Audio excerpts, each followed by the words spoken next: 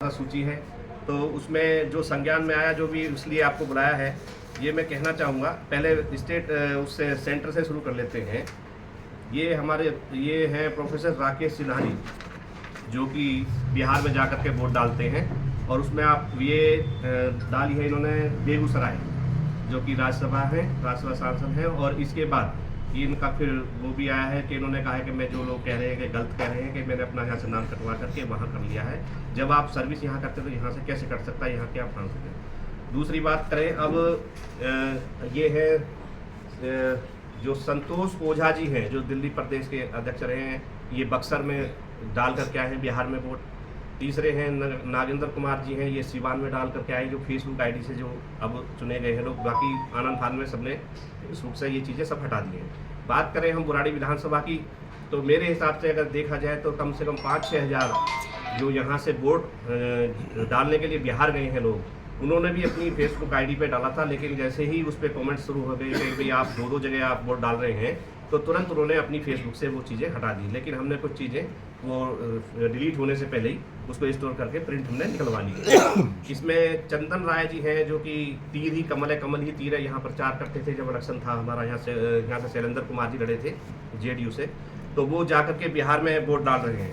ये आप देख सकते हैं, ये इनका यहाँ का वहाँ का है फोटो, ये देख सकते हैं आप।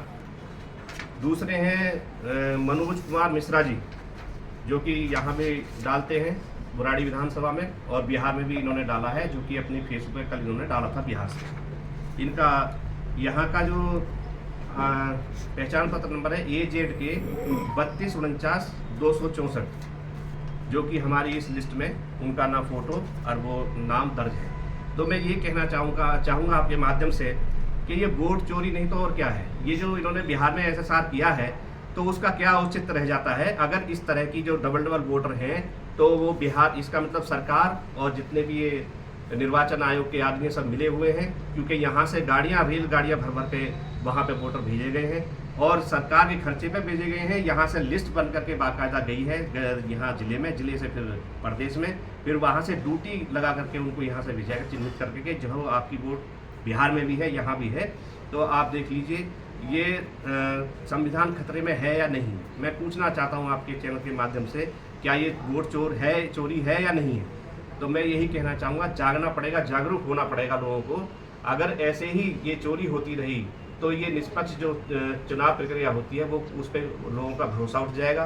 तो मैं यही कहना चाहूँगा, इसकी जांच होनी चाहिए। मैं चाहूँगा जितने भी हमारी बुराड़ी विधानसभा की ये वोटर लिस्ट है, मैं अपने जो वहाँ पे दिल्ली प्रदेश में है, मैं वहाँ जाकर के भी इसकी समीक्षा कराने के लिए मैं मिलूँगा, ताकि ये चिन्हित किया जाए कि जो लोग जिनकी डबल आईडी बनी हुई है, जो बिहार में भी वोट करते हैं और जो यहाँ भी वोट करते हैं, उनका एक जगह का पर एड्रेस होना चाहिए और एक ही जगह वो वोट डालें।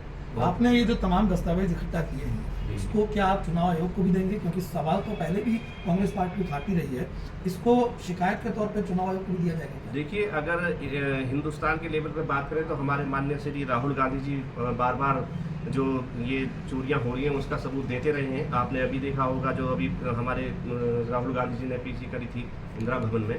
तो मैं तो अपनी बुराड़ी विधानसभा को लेकर के कह रहा हूँ कि मेरे यहीं इतनी गड़बड़ियाँ हैं, तो पूरे देश में कितनी गड़बड़ियाँ होंगी। तो मैं शुरुआत अपनी विधानसभा से ही करना चाहता हूँ।